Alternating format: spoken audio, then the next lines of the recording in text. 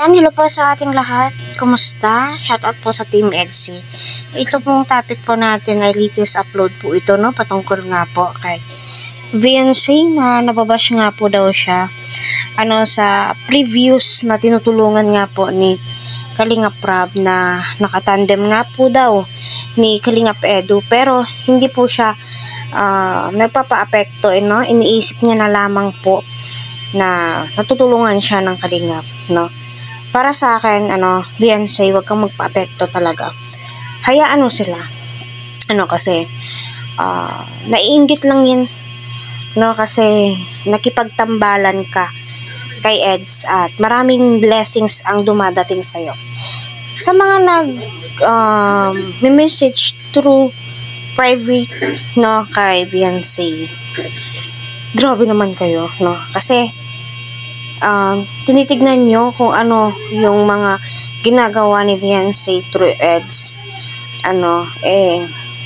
Wala naman pong kasalanan si Edu at saka si VNC sa inyo.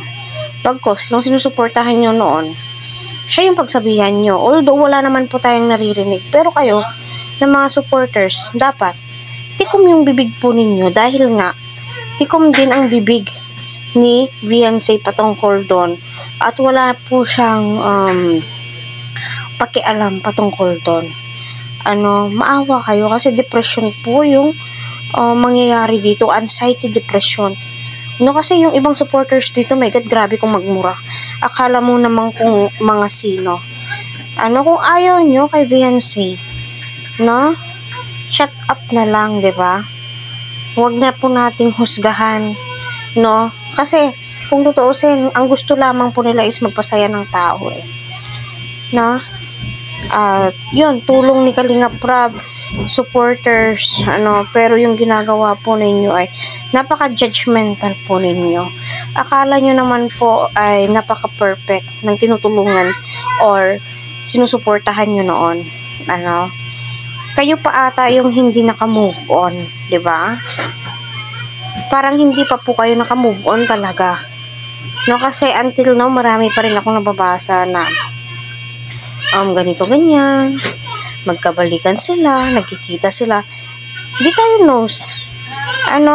Kasi ang hirap Tapos ganon, ikukumpara. Wala naman po, walang dapat ipagkumpara kasi magkaiba po sila ng mga personality. Kung gusto nyo pong suportahan yon, choice nyo yan. Pero wag nyo na pong awayin o murahin or yung mga sinasabi nyo na below the belt under kay VNC. Kasi wala naman po siyang ginagawang masama sa inyo, diba?